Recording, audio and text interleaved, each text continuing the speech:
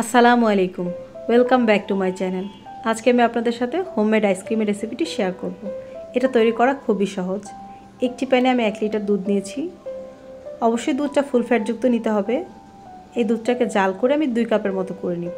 যারা আমার চ্যানেল নতুন তারা সাবস্ক্রাইব করে আমার পাশে থাকবেন, আর যারা এই পর্যন্ত আমার চ্যানেলটিকে সাবস্ক্রাইব করে দিয়েছেন তাদেরকে অসংখ্য ধন্যবাদ। দুধটাকে অনবরত নেড়ে দিচ্ছি। যখন উপরে একটি শট চলে আসবে আপনারা বারবার শটটাকে ভেঙে দুধের সাথে মিশিয়ে দিবেন।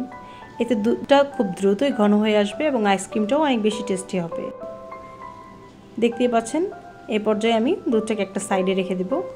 এখন একটি প্যানে আমি ক্যারামেল তৈরি করব। ক্যারামেল তৈরি করার জন্য এখানে 1/3 কাপ চিনি নিয়েছি। 1/3 কাপ চিনিতে আইসক্রিমটা পারফেক্ট মিষ্টি হয়ে যাবে। যখন লাল কালার চলে আসবে এই পর্যায়ে আমি গ্যাসের ফ্লেমটাকে অফ করে দিব। এখন ক্যারামেলটা দুধের সাথে মিশিয়ে দিব। প্রথমে কিছুটা শক্ত থাকলেও ক্যারামেলটা 2 মিনিট জাল করলেই দুধের সাথে খুব ভালোভাবে মিশে যাবে। আগে থেকে দুধটা ঘন করা ছিল, ক্যারামেল দেওয়ার পর ঠিক 2 থেকে 3 মিনিট আমি জাল করব এবং এতেই আমার আইসক্রিমের জন্য পারফেক্ট হয়ে যাবে। জাল করা হয়ে গেছে। এখন একটা পাশে এটাকে আমি রেখে দেব ঠান্ডা হওয়ার জন্য। এখানে আমি 1.5 কাপের মতো হুইপিং ক্রিম নিয়েছি।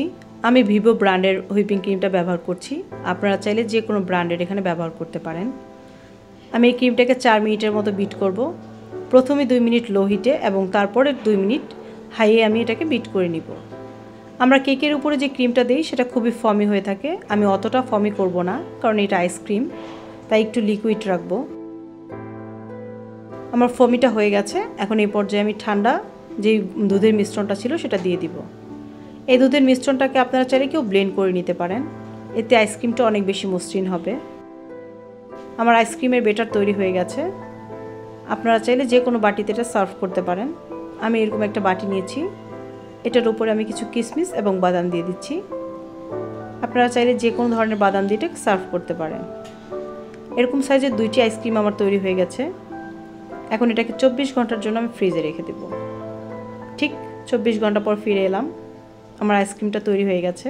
এখন এটাকে আমি আপনাদের কেটে দেখাচ্ছি। একটুও বরফ জমেনি, কতটা টেস্টি হয়েছে দেখে বুঝতে পারছেন। আজকে এই পর্যন্তই। আল্লাহ হাফেজ।